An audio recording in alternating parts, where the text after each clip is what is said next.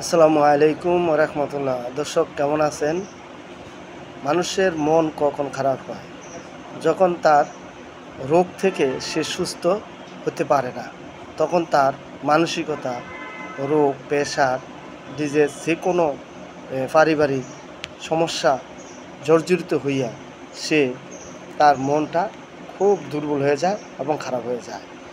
এই বিষয় সম্পর্কে আমি যথেষ্ট পরিমাণ জ্ঞান অর্জন করে রেখেছি এবং সেবা শুশ্রূষা দিয়া পল্লী চিকিৎসক হিসেবে হাজার হাজার মানুষদেরকে পরামর্শের মাধ্যমে দেখতে পারলাম এবং যাচাই করতে পারলাম যে তাকে যতই হাজার চিকিৎসা দিক না কেন সে সুস্থ হয় না, অসুস্থ হইতেই থাকে। তার কারণ তার নিজের কিছু সমস্যা আছে।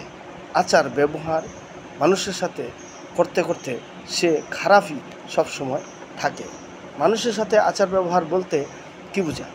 মানুষের সাথে বলতে তার ফ্যামিলি, স্ত্রী, মেয়ে, ছেলে এবং ভাই ব্রাত, আত্মীয় স্বজন তাকে প্রচণ্ডভাবে আক্রমণ করে, আকর্ষণমূলক কথা বলে এবং অন্তরে আঘাত দেওয়ার মতো কথা বলে, যার কারণে সে মানসিকভাবে বেশি ভারসাম্য হারিয়ে যায়। মানুষে বাঁচার জন্য অনেক চেষ্টা করে, কিন্তু সেখানে এই 40-50 বয়সের লোকেদের উপর বেশি অত্যাচার করে ফ্যামিলি টর্চারিংয়ের কারণে মানসিকভাবে মেন্টালিটি প্রবলেম হয়ে যায় এবং তারে রোগেও আক্রমণ করে। এই রোগে আক্রমণ করার খেয়াল সুবিধা সে না চলার কারণে তার শরীরের মাধ্যমে যথেষ্ট পরিমাণে ক্ষতি সাধন তৈরি করে, যার কারণে মানুষ সাধারণভাবে বাঁচতে পারে না এবং সে নিজের ইচ্ছায় কোনো কিছু করার চেষ্টা করতে পারে না। করতে গেলেই তার মেন্টালিটিতে আপসেট হয়ে যায়। তার দেখেন শরীরের ব্যথা বেদনা, যন্ত্রণা, কত রকমের ফ্যামিলিগত সমস্যা এবং পারিবারিক সমস্যা, সামাজিক সমস্যা তার জর্জরিত করে রাখে, যার কারণে সে অসুস্থ হতে পারে না। সে সুস্থ আর ওষুধ খাওয়াইলেও সে আবার ওই আগের মতোই অসুস্থ।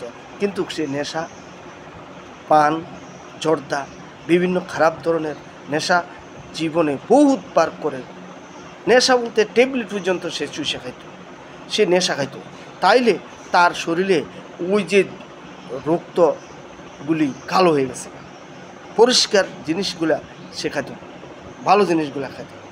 ভালো জিনিসগুলো খাইতে গেলেও তাকে সাদর করলেও এটা ভালো লাগে না, এনতেন এইসব করতো।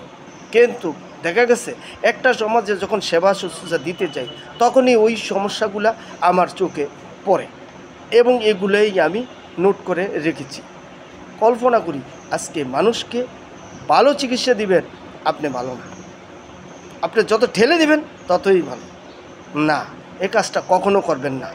আপনি করবেন ইমানি শক্তির দায়িত্বে, আপনি ভালোটাই আছেন, ভালোটাই করবেন। আপনার মানুষে লক্ষ কোটি মানুষে খারাপ জানুক, আপনি খারাপের দিকে যাবেন না।